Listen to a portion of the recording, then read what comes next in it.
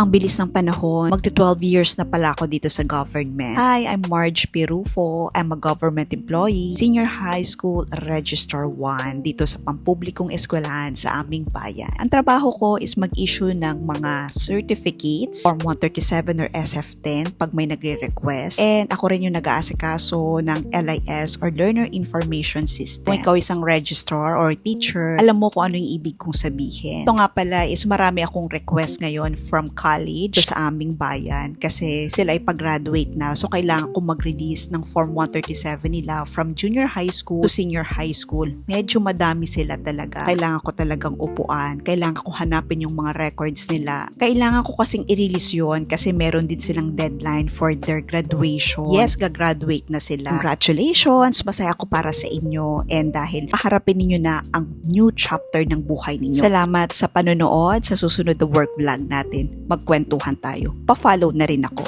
Thank you!